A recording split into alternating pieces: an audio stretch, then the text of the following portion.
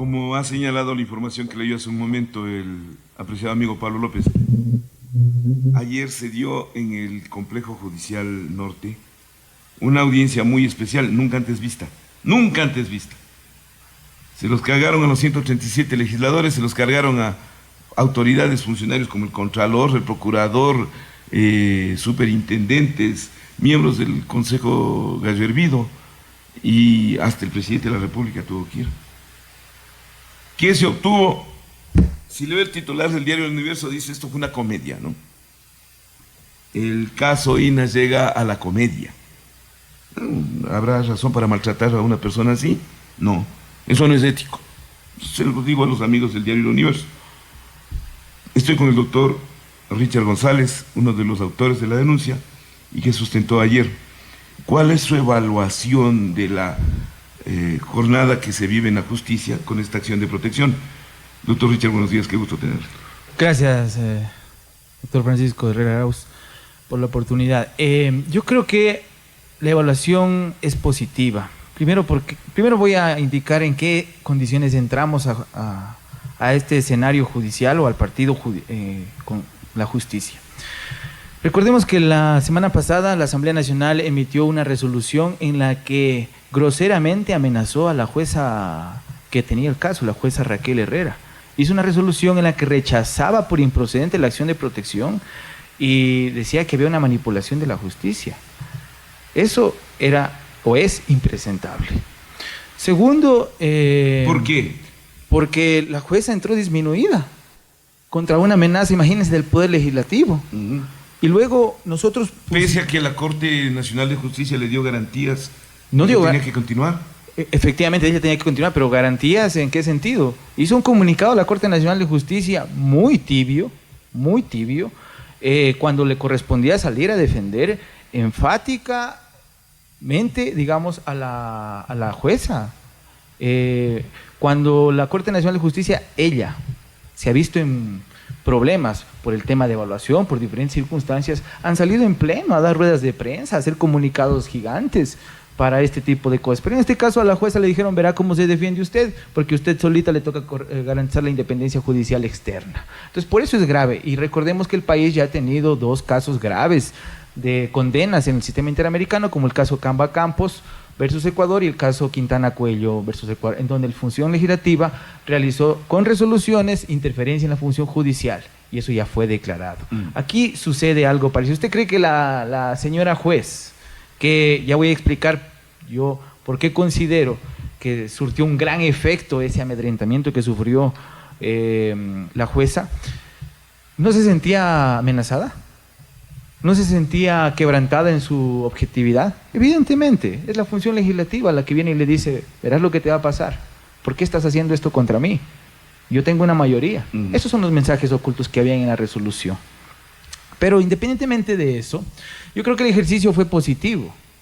¿Por qué? Por el derecho ciudadano. Efectivamente, todas las funciones del Estado que estuvieron ahí, a pesar de que decían que no sabían por qué estaban, todas decían, yo no sé por qué estoy aquí. La Contraloría decía, yo no sé qué hago aquí. Claro, cuando se les dice que son parte de una función de transparencia y control social, y que el Contralor dijo públicamente de que no iba a investigar nada, entonces, y que están ahí por una omisión, ¿cierto? Porque es su deber como función garantizarme el derecho a tener una política contra la corrupción, ¿cierto? Ellos no saben qué decir. La superintendencia es lo mismo, no se dan cuenta que son parte de una función de transparencia. Y digo, así lo propio sucede con la presidencia de la República. Era de Ripley. La presidencia decía que no sabía por qué estaba ahí. No puede ser. ¿Que para qué se lo ha llamado? No, ahí nadie sabía nada. El Ministerio del Interior dijo que tampoco sabía, que lo que había es un audio. Y claro, eso sí, habían amenazas de que hemos hecho fraude procesal, hemos cometido delitos, que van a iniciarnos acciones. Ese tipo de cosas sí habían, eso sí sabían. Amedrentamiento sí sabían hacer. Entonces, los 137 legisladores no sabían ni qué es política pública. No sabían.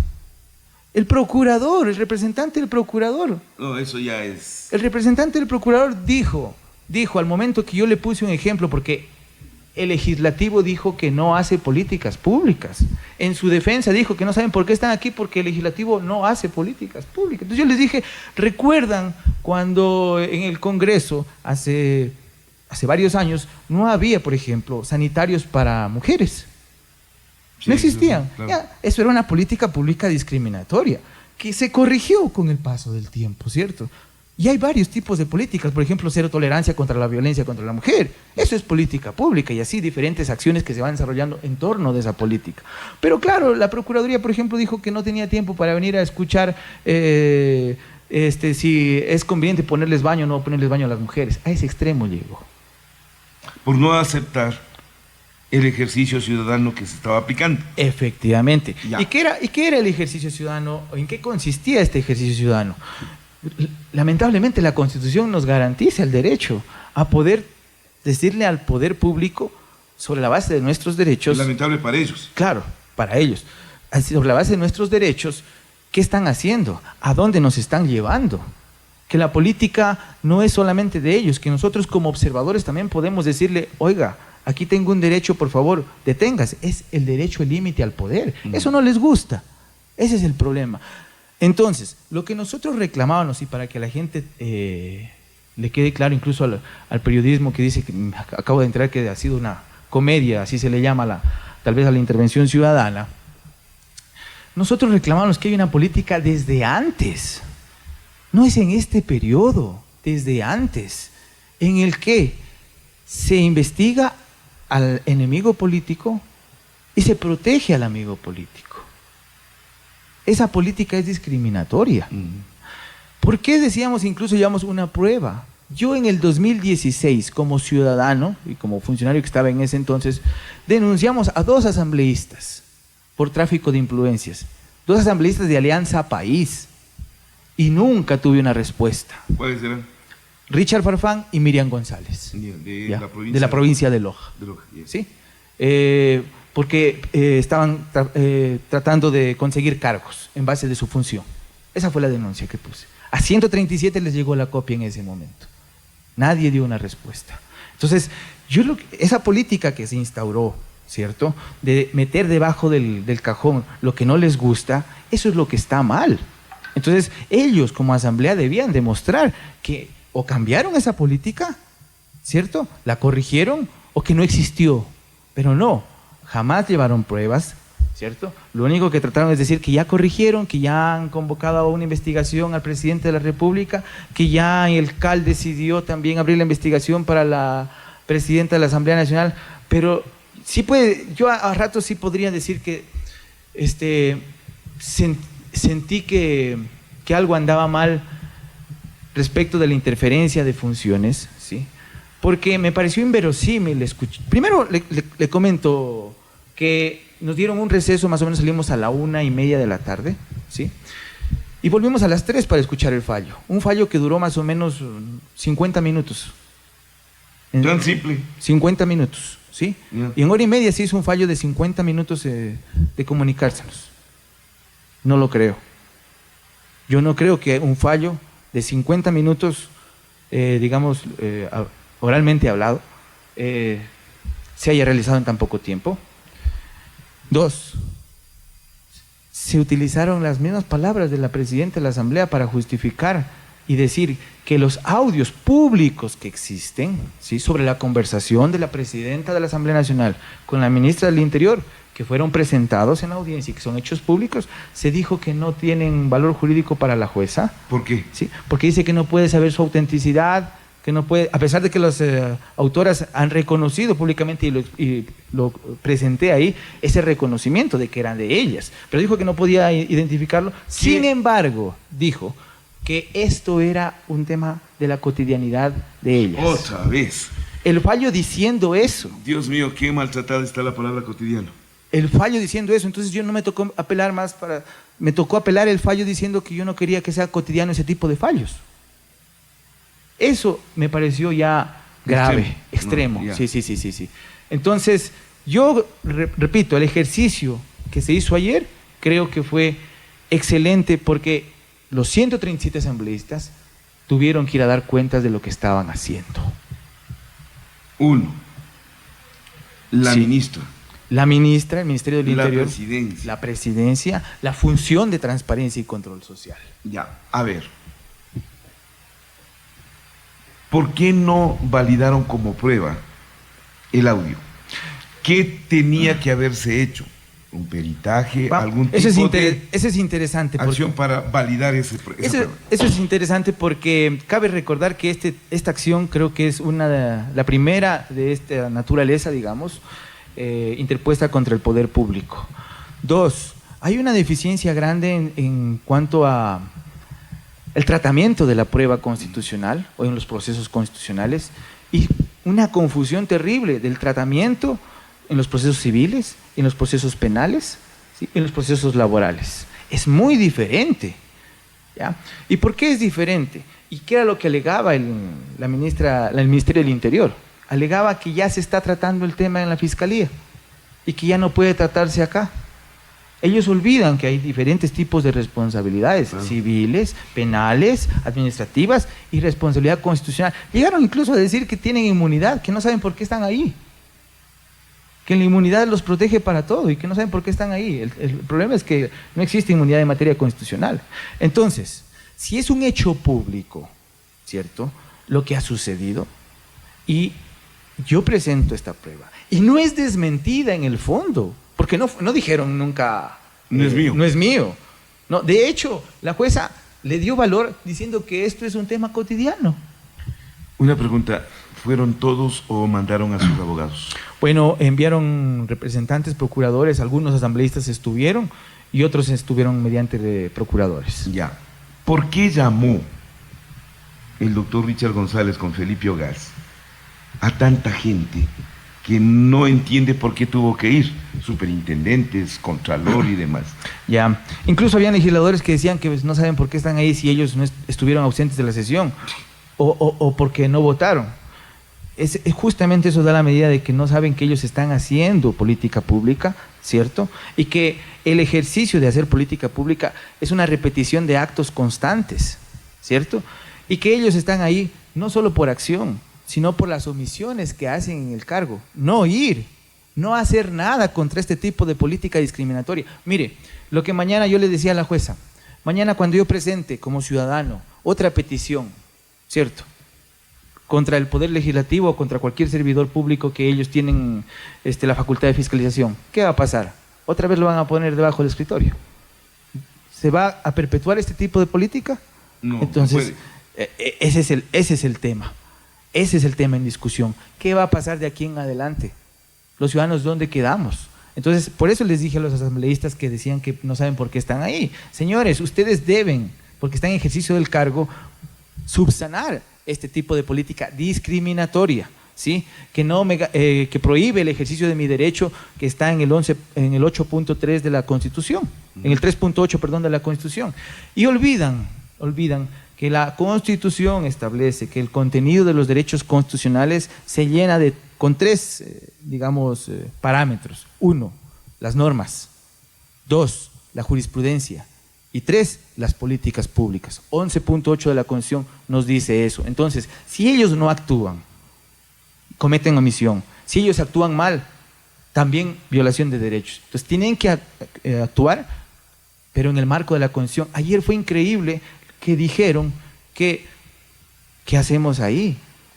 Si cuando nosotros dimos el voto, ¿sí?, les delegamos el poder.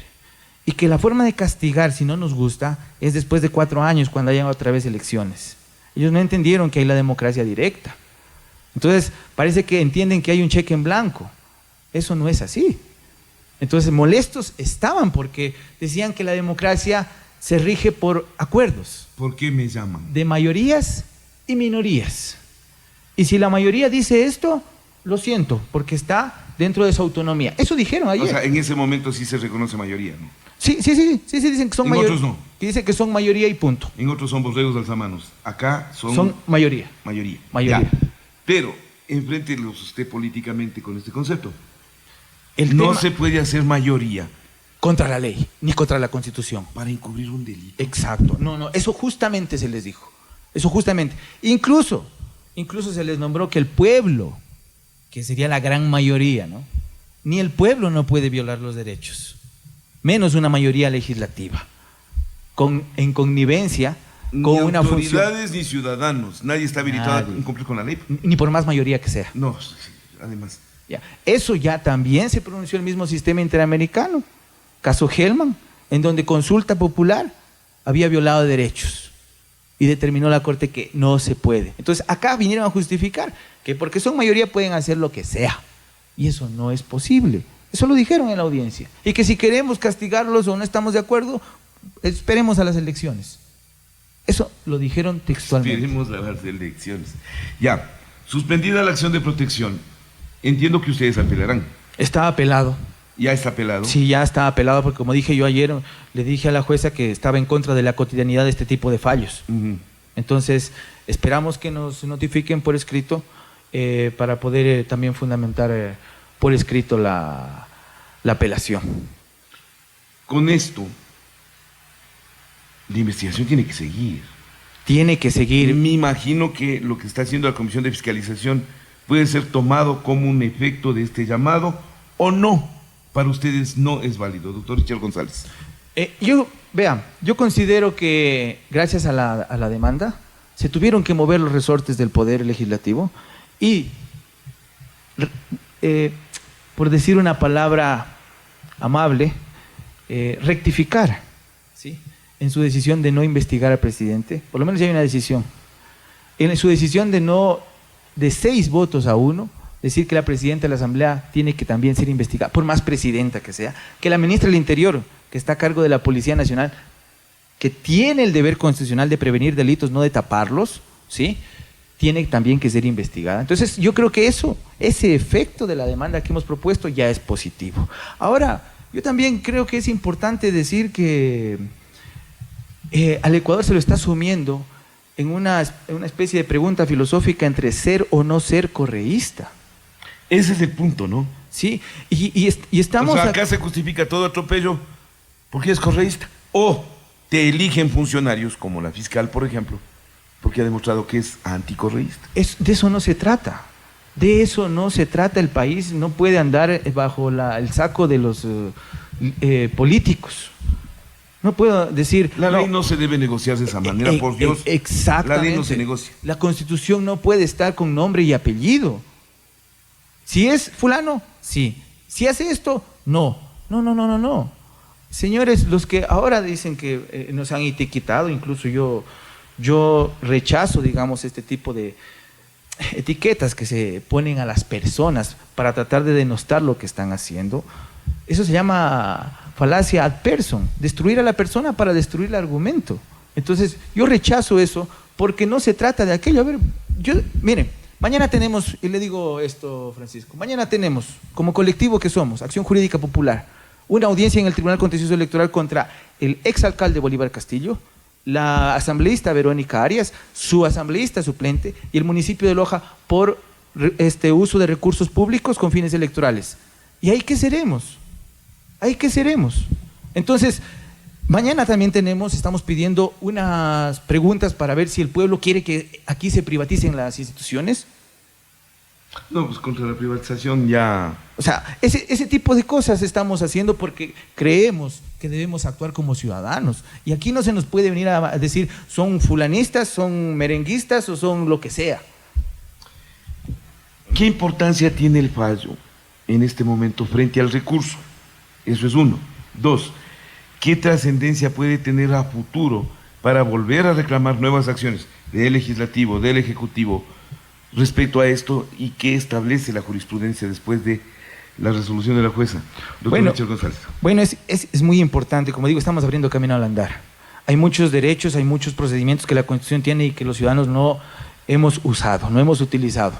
El poder lo hemos puesto en examen. Evidentemente, mañana esto irá a Corte Provincial, pero terminará en la Corte Constitucional. Veremos qué dice la Corte Constitucional sobre la interpretación de la Constitución. Entonces, esto va a abrir camino, porque vea, mañana, por ejemplo, es una política pública que se está implementando los despidos masivos. ¿Eso nos gusta? No. ¿Podemos controlarlo? Sí. Se supone que sí, porque deben basarse, su política de gobierno debe estar con la política de Estado constitucional que tenemos. Entonces, eso no les gusta que les critiquen, porque parece que dicen, nos dieron el voto y podemos hacer lo que nos da la gana. No, les hemos dado el voto para que hagan ejercicio, sí, en función de lo que dice la Constitución. Y la Constitución les establece parámetros, principios, incluso para la política fiscal o económica, ¿sí? Y así, sin fin de cosas, puede abrirnos el camino. Vea, aquí cerca nomás le digo, en Colombia, se haya utilizado la tutela, por ejemplo, para establecer que se debe dar una línea de bus a un barrio que no lo tenía, alcantarillado a un barrio que no lo tenía, en función de políticas públicas omisivas, discriminatorias. Y yo creo que a eso debemos caminar, porque los gobernantes no pueden hacer con el presupuesto como están acostumbrados aquí lo que les place, deben hacerlo de acuerdo al marco de la Constitución y los derechos. Entonces, ese enfoque nuevo al que estamos tratando de, digamos, de entrar en el debate, yo creo que es bueno porque se está discutiendo, ya empezando a discutir, primero que es política pública. Aquí dijeron que no hace, el Parlamento dijo que no hace política pública, la jueza dijo que solo se hace política pública mediante norma, y eso no es así. Entonces, estamos entrando en el debate, y eso es bueno. Terminemos. ¿A quién dirigir la apelación? ¿Y qué efectos tiene la apelación? ¿Suspende el fallo? ¿Permite continuar con la acción? ¿Cuáles son las respuestas jurídicas necesarias? Doctor Richard González. Sí, se dirige la apelación a la Corte Provincial. La Corte Provincial conocerá, efectivamente, en segunda instancia puede revocarse el fallo que se ha dado, se analizará las diferentes motivaciones que ahora ya por escrito ponga la jueza. Servirá para seguir insistiendo en identificar qué es lo que ha sucedido por parte del Parlamento. El Parlamento otra vez tendrá que hacer este ejercicio. No estos comunicados súper malintencionados que ahora, aprovechando de la plataforma que tienen como asamblea, tratar de denostar lo que unos dos ciudadanos hemos impulsado, ¿sí?